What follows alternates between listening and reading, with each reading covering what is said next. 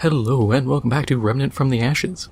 Last time we ended up fighting the hyena and dealing with more of the... no, it's not the hyena, this is the jackal? Yeah, the jackal boss fight. And dealt with him, encountered some of the Uriki, the ratmen of Reisum, and then I came back and actually Ford was waiting here, and the guy we met in the beginning cutscene was like, "Oh, hey, you made it back," and Ford was like, "Hey, you gave me purpose to come back and lead," and that's all he has to say. What news from Ward Prime? That's literally it. He doesn't have anything else to really say. Between episodes, leveled a bit, got Glutton maxed out, put a couple points into Catalyst, also got Guardian's Blessing maxed out, so we got that 10% melee damage reduction. And I managed to get footwork, which wasn't as important since it's a movement speed, but it also came with me getting the crystalline plasma from the Iskall Queen and doing that fight in adventure mode. And that fight is awful. It is, if you're playing single player, it is brutal. Admittedly, the Pride of Iskall is really good since it's 4 beetles that will attack enemies and steal health and give it back to you. I've got work to do. So it's pretty hard to, not use that. Certainly. Let's see if we can max that out at the moment or get it to 9. Okay, yeah, we can definitely bring this up to 9. We could even bring this up to 10 if we really wanted to. Yeah, we'll bring it to 10. Take care, my friend. It's a solid sidearm, and I can use it depending on the situation. I switched to the... what is this? Beam rifle? Beam rifle. Because I believe the Uriki have a slight weakness to radiation, and because this thing has better damage, worse range, and max ammo, but it's... what are we looking at? 15 more damage. Slower rate of fire, but that's not as big of a deal. Deals more damage the longer the wielder holds the trigger, so it'll work. Oh, I gotta turn that off. Vulcan's detonator. I was doing some testing with that because I wanted to see. Blizzard works with it, Cold Spear works with it, Frozen Mist works with it, Explosive Shot works. I didn't test Riftwalker, but it probably works. Didn't do Stormcaller, but I believe Stormcaller works as well.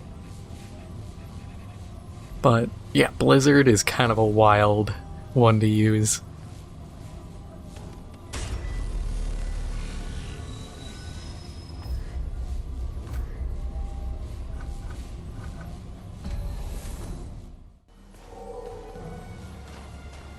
Yeah, the Iskall Queen fight was just punishing. Because going through... she sends a ton of exploding beetles after you, so what I had to do was switch to the ricochet rifle and just start running through guys with that. Which works just fine, mind you.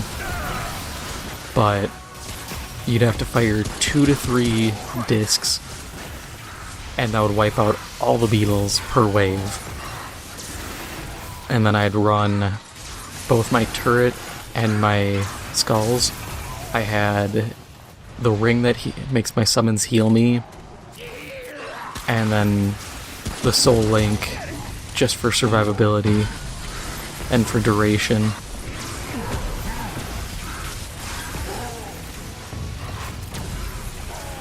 Yeah, I'd say this is a pretty good weapon. Driftstone, quick check that for you guys. I believe that's... yeah, doubles frostbite application. Which we don't have it, tragically, but there's an axe you can get from one of the bosses, I don't remember which. And that applies frostbite per hit, so you can really speed up the application of the debuff. But yeah, that fight I entirely relied on my summons just to effectively keep me alive. Because if you're trying to do it solo, you are in for a world of hurt. Because I tried a bunch of different tricks, and the big thing is just the sheer volume of beetles. And they won't, like, jump at you and let you roll out of the way. They will chase you down until they are guaranteed a hit.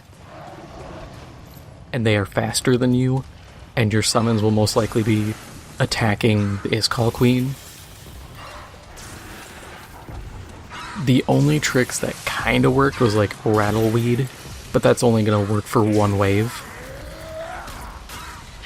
One pair of 2 waves, because it's 2 waves, break, she does some attacks, summons waves, break, and you just have to have something to either wipe them out fast, or just something to distract them.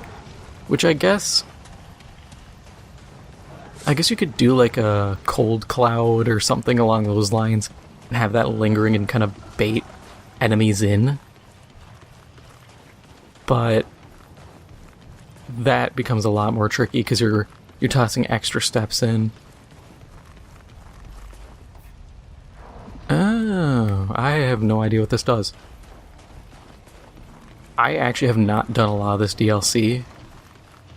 I assume somewhere we're going to find the eye. But, yeah, a lot of this DLC is kind of a mystery to me. Mostly because doing the fights, without having a really competent build, I was struggling really hard with the boss fights solo. Because there's one that is just, it's not fun. And I hope I don't get that fight, but knowing my luck, I will. Okay, this boss fight looks... Okay, yeah, this is doable.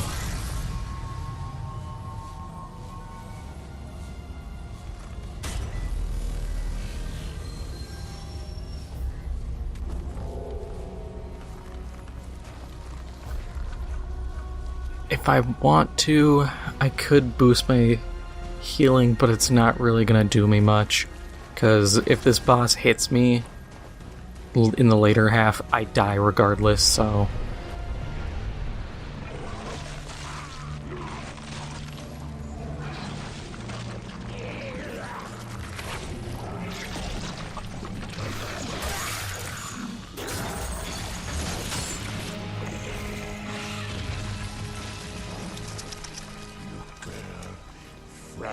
Flash.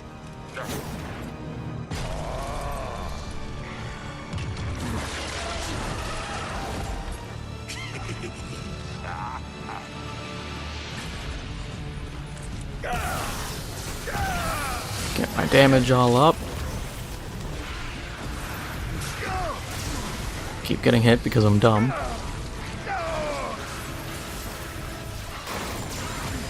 There we go. I want to take out the Warg first because he's the threat. The Rider is a lot easier because this is a classic Ornstein and Smough situation where you kill one, the other gains the powers.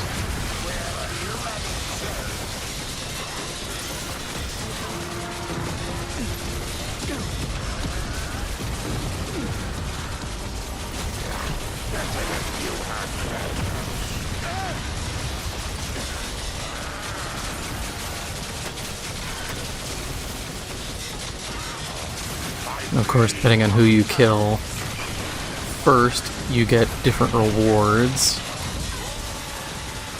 I mean, this is very much just Ornstein and Smough.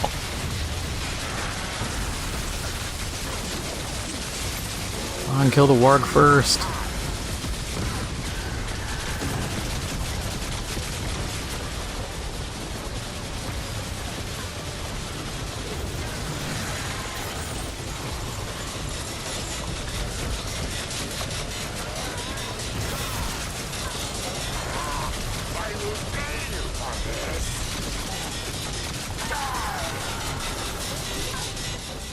I'll admit it's a lot less impactful when the boss is just getting riddled with bullets and skull gunk as he's trying to do his cutscene.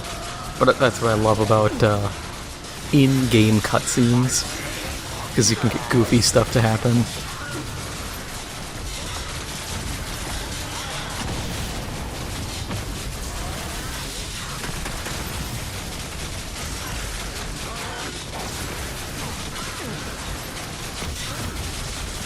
Yeah, and as you can see, his health regened when he entered the second stage. It's over. Still standing. Got all my parts. I call that a win. If you fight the warg in the second phase, he'll leave like a fire trail, and that fire trail does stupid damage. It feels like it's not properly scaled, because it will, at least for my character, it almost melts me instantly. It chunks you super hard. And he chases you around leaving the trail, so you have to kind of bait him in a way that leaves you an exit. But that fight went far better than even I expected.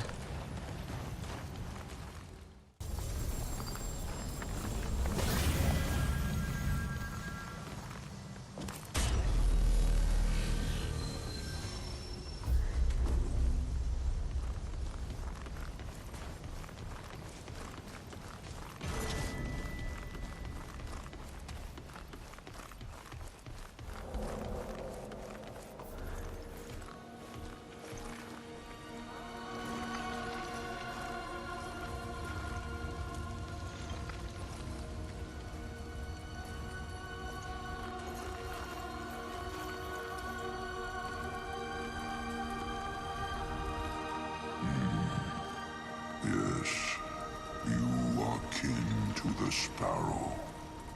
Follow her. Find her. Only she can stop the creeping death. I like that song. It's a pretty good Metallica song, Creeping Death. The creeping death is all around. It pierces the walls, arrogates forests and mountains, and the sparrow does not belong here. She must return to her home. Only there can she do what must be done. If she remains, if none can help her, the creeping death will consume us, as it has consumed so much else, and all will return to dust. Indeed. Take this path to its highest point. There lies the sentinel. There hides the sparrow. Guide her, sparrowkin. She knows it not, but she needs you as much as you need her. Very well. We are Vargil, stewards of the sentinel, friend to the sparrow. We are here. We are always together in mind, though rarely in body. We walk the frozen land. Once, we were many, but we do not spread like the Uriki. And we are hunted every few seasons. The Uriki are small, but their numbers are endless. We feel every death as if it were our own. The Sentinel is the beginning and a bastion against the end. It is our forest's heart and protector. Long ago, the Sentinel gave its heart to the sparrow. We know not why. And so, the creeping death grows ever nearer. Twisted, gnarled, an oak corrupted by time and indifference. Yes, root is a good word. Let me remember. Let me recall. Ah, yes. Only the Sentinel knows. And perhaps not even that. She and her companion came to our forest against their will. The Oriki hunted them, as they do all who wander the forest. She found the Sentinel. He did not. And since that day, the Sentinel and Sparrow have been one. We do not know. The Oriki left nothing of him behind. This path will take you to the Sentinel. You are her kin. You will guide her to face the creeping death. Or the Sentinel will fall. So that's pretty cool. They got giants here. And the Oriki, being typical rat men, just attack in endless number.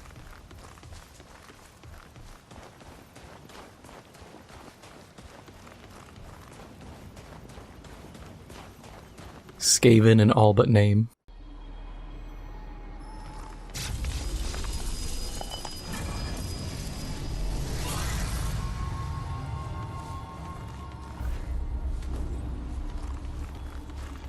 Yeah, push comes to shove, I'll have to double back to see if I found, like, the dungeons. Because I found both those dungeons in the previous area, but I don't remember if I cleared both of them since time between recording. And I feel like if I found that eye, it would have been there. But it might be here, or it might be that just the campaign didn't roll it. That is entirely possible. That I just kind of got hoed on my roll and would have to just run adventure modes.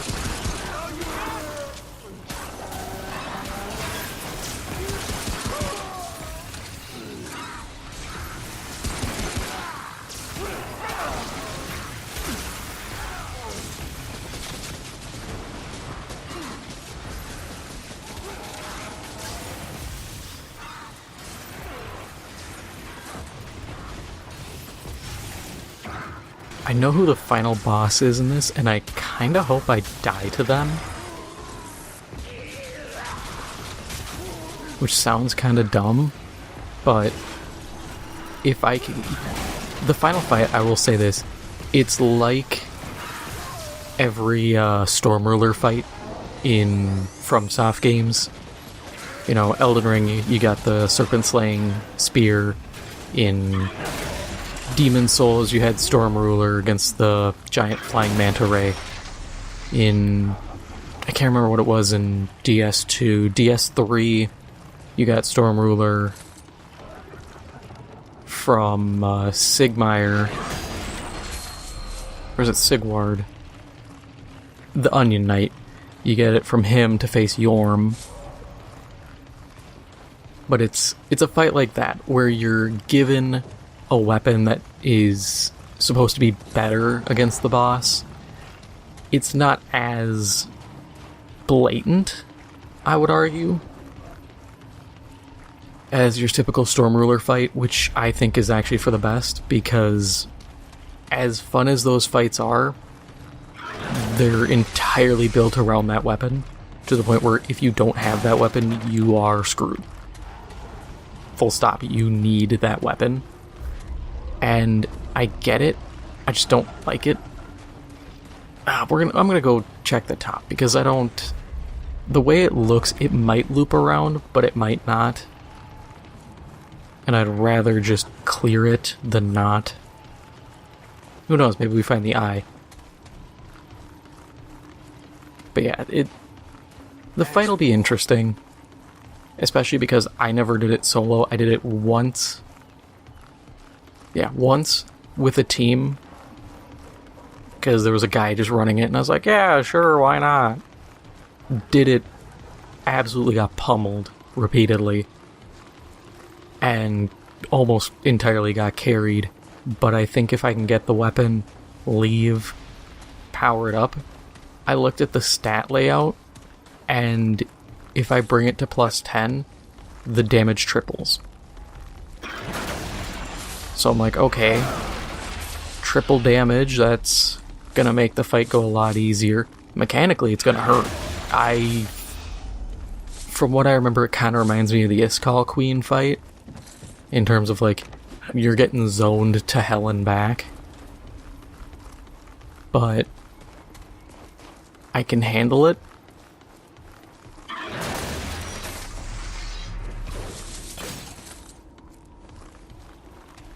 It's just gonna be dicey. Or like every other fight that I do in these games, I sit here, talk it up as a big threat, go in and just wallop the boss. Because I do have to remember, playing co-op, boss health increases, so I was fighting a far more powerful version of the boss. And I will have, because it's a primary weapon, I will have my skulls, which the skulls will carry me pretty well. Sucks not having the turret, but with all the AoE the boss does and the zoning, I am actually better off not using the turrets. Because that was a problem I had with the Iskall Queen. She would absolutely just butcher my turrets. Because she would do one attack that turns... You have to look at the room as thirds. Vertical thirds of the room. She would take out and essentially just zone the left and right thirds, or she would zone the middle third and put a damaging field in it. And no matter where I put my turrets, eventually she would slap the zone in and they would just get beat down. The only good part is once I would get her through that phase, and she would actually fight instead of just summoning crap and doing range fight stuff, or range attacks, then my turrets could be just running rampage. Oh. Damn it. I was like, who is hitting me?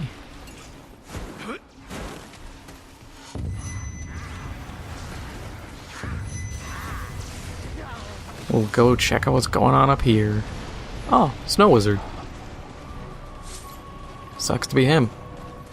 Oh, I also brought the machine pistol up to plus 19? I can't remember if I showed you that or not, but it's plus 19. You get about double half damage, double ammo reserves compared to this pistol. So, using it boils down to effectively personal preference. Do you like semi-auto, or do you just want to pull the trigger and dump like 20 some rounds into someone?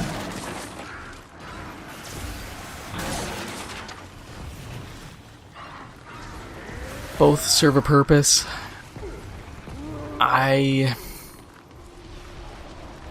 thing is that I can make a case for either or. I think full auto might actually get me my recharges faster, but I am consuming more bullets. I'm air quoting that while using a controller here. More bullets, even though I'm, in theory, having the same amount. If you understand how I'm kind of mathing this out. It makes sense, it's just kind of goofy.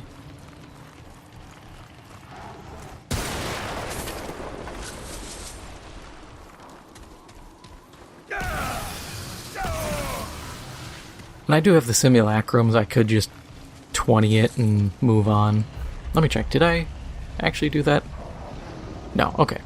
Yeah, because this will bring it up to 24, and then 239 versus 119, so I'm literally one bullet over, I think? Double? So 14 or 24 rounds versus 15, same crit rate, same range. Just kind of a how you want to spin it kind of deal. Oh, I maxed out Curse of the Jungle God, because I like that gun, and it might be useful? I don't know. I might just stick with the skulls. My thing is, I may need to switch off my talisman. Amulet. Talisman, amulet, same thing. It's a necklace. But I might switch it off because for that boss fight, I'm not going to have all 4 summons. So I'm not getting the roughly 24% damage increase. And that's, at least to me, that's one of the big selling points, is a lot of damage boost.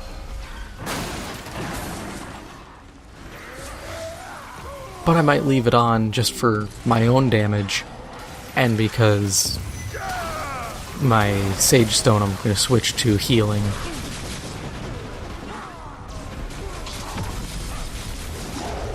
Because though they may not attack a ton, the skulls hit for a lot. That's something I realized fighting the Iskall Queen was, when they would hit, I'd suddenly get a big jump in my health.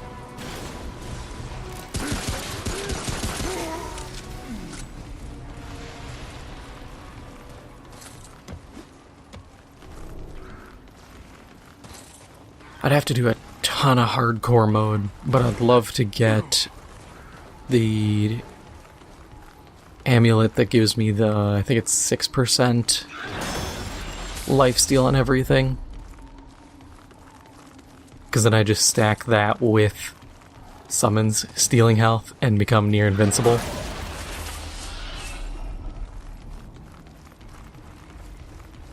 The only problem there is, at least for me, when I start getting a ton of passive healing, I start to get really sloppy. I will just throw myself into reckless situations or just downright bad situations. Be like, yeah, I'm fine, I'll heal out of it. Or I just chug a bunch of Bloodwort and move on. Which isn't the best way to play it. Because I went back to Elden Ring and I was getting a little aggressive in some of my fights. And I was like, I'm in kind of Remnant mode.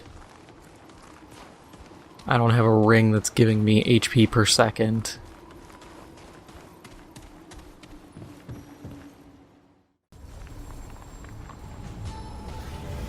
Okay, what boss do we have here?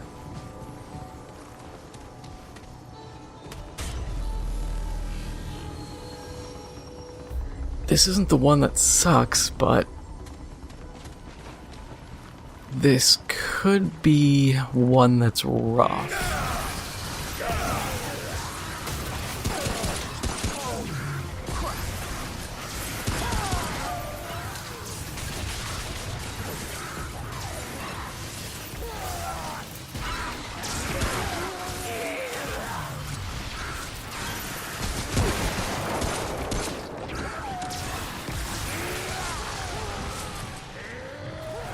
But let's see how we do, because I get the feeling whatever boss this is, it'll be fine. Like I said, there's only one that's actually kind of annoying.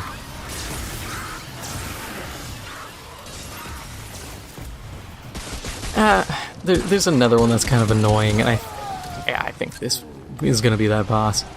It's like a super ice wizard. That was rough. It's very doable. Don't get me wrong, with summons, it's not that bad.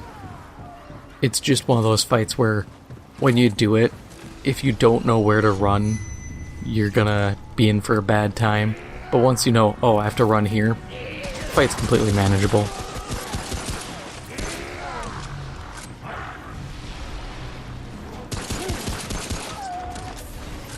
I hope they keep a lot of the items from this game for Remnant 2. Because, like, Vulcan's detonator, I think, is really fun, and it makes a lot of different abilities more useful. Like, adding fire damage to a lot of the ice abilities, super good. Because ice otherwise, I think, just slows.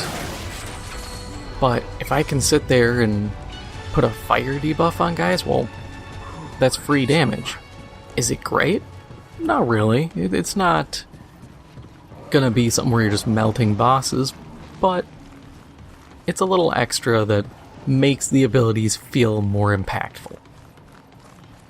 And that's what I love in games in general, when you can augment your abilities to be even better.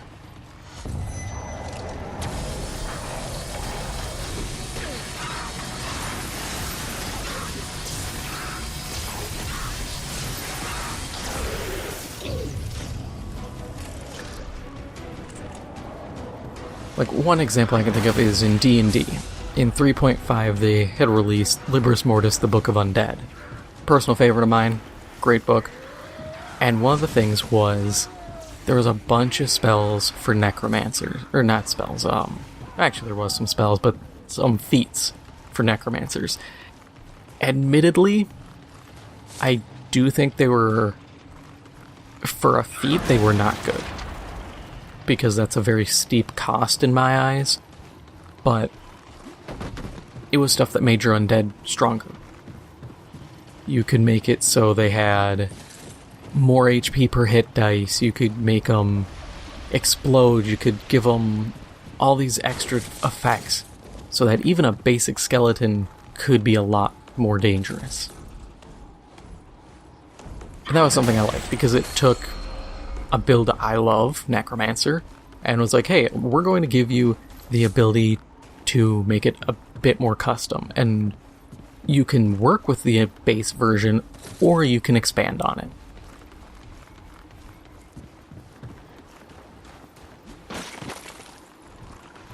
I do wish they had come out with like a proper Necromancer class.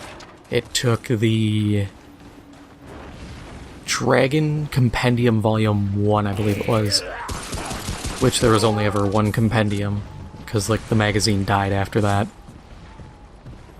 But they had, I think it was Dread Necromancer. Cool class, not the greatest, but it was okay. Really needed some work. It should have been actually a hybrid Divine and Arcane class that's just locked to necromancy, because I think that would have balanced it out. Yeah, you get a little bit of everything, but your options are still limited. And admittedly, there was one ability from the creation domain spells from like the, I can't remember the title of it. It's the, like, all the magic from 3.5. But there was a spell that would create a sarcophagus of stone around a target. And I think that should have been just for necromancers too, because that's an awesome spell. But yeah. Back to this. Stuff that augments your playstyle I think is great. Because we see that a ton with melee. Melee builds, you can do a ton of goofy stuff with, oh, charge attacks put bleed, charge attacks put corrosive, they inflict all these status effects. I'd love to see that more. I mean, if you want to do a fast and dirty copy pastorino of it, explosions add corrosive, explosions add electricity debuffs, explosions add insert status effect here. I think it's completely reasonable. And then it lets players who might not be running, for instance, a good melee build, apply these status effects.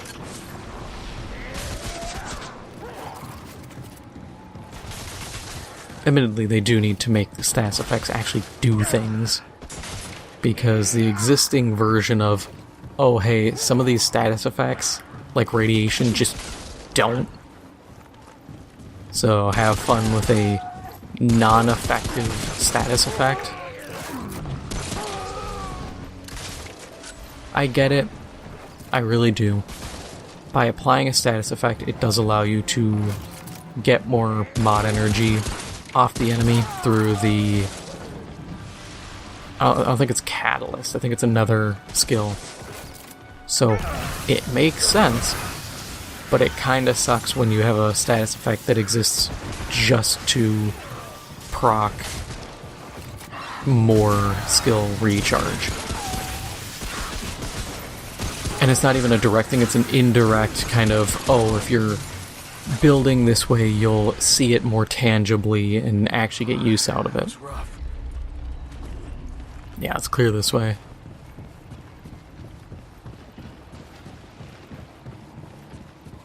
But I did see there was a video a few days ago from the time I was recording of one of the new worlds. It's the, as everyone likes to call it, the Bloodborne looking world, the Victorian England one. It's okay. I don't like that look, simply because it brings a lot of expectations thanks to Bloodborne. Everybody sees it and it's like, oh, this reminds me so much of Yharnam. It's like, yeah, now we have the problem of everyone's expecting it to be Yharnam. And if I was going to implement it, first off, like, that gothic style is incredibly hard to diversify because it's a very specific time frame and location that's used. It's like Elizabethan England. It's like, okay, that's a very, very focused kind of design and storytelling setting. Your options are very slim to none. Oh, I remember this thing. Oh, I gotta look up how to do this.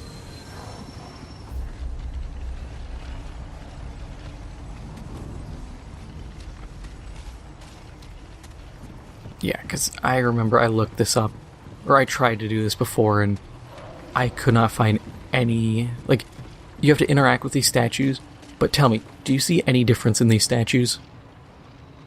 Because I don't. And there's armor over there. I think it's the Destroyer set. Oh, great. So...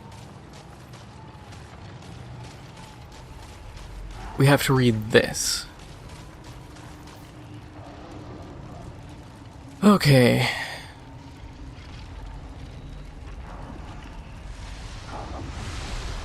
Magyar wore Drax's skull. Body was piked at the Warren's entrance. Crown was placed atop his torso.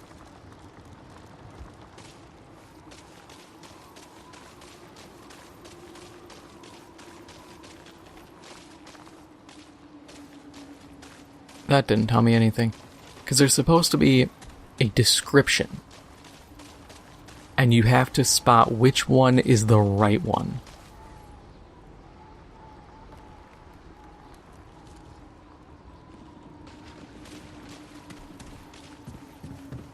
Is there text down here? Yes, okay. Yeah, this is it.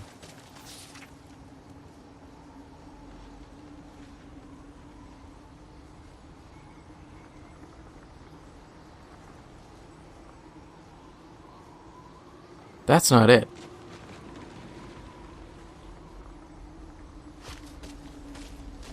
God, where is it? Because it's around here.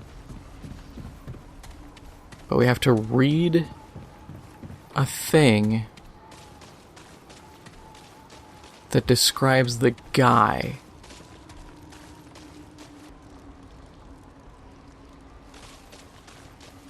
Yeah, because if we look... this one's missing a tail. This one has a tail.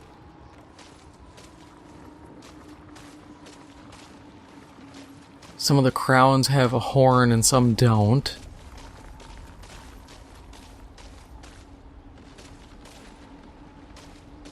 some... Yeah, some are missing fingers.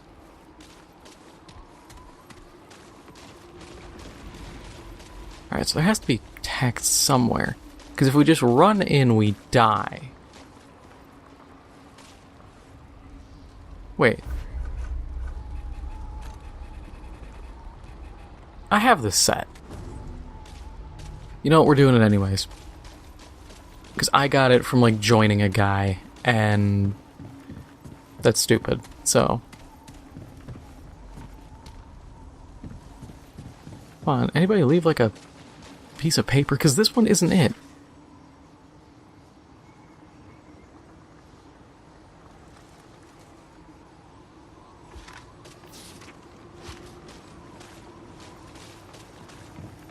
Alright, I'm gonna pull a video to see if there's a sheet or something somewhere that I'm not looking at. Okay. Thankfully this guy just flat out circled the parts of the text and he's like, yeah, these are the things you gotta read. So.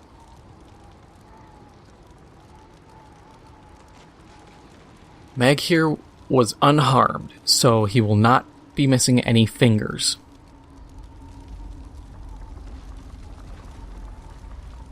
And then he wore Drax's skull, but not a crown.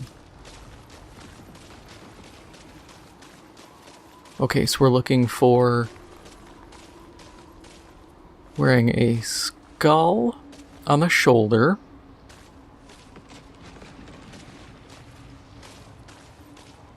No tail. Or a tail, I think it's this one.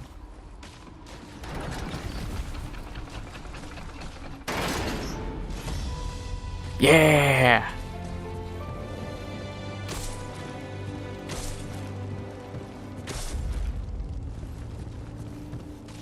Okay, so to show off what that set does, ammo, iron, scrap pickups increase total ranged and melee damage dealt and reduce incoming damage. Stacks up to 10 times. Lasts 30 seconds at below 50% health. Pickups grant 2 stacks. Taking direct damage removes 1 stack. Pulls scrap and iron towards the wearer. And you get up to 2% damage per stack.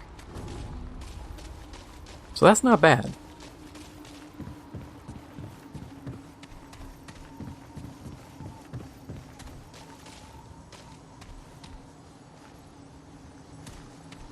Now we just get to leave this dungeon.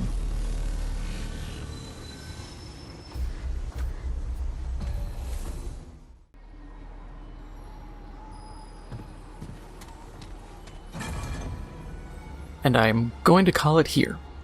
If you enjoyed this episode, make sure to hit the like button, it helps out the channel a lot, and if you haven't already, make sure to hit the subscribe button. Thank you for watching, and I'll see you in the next one.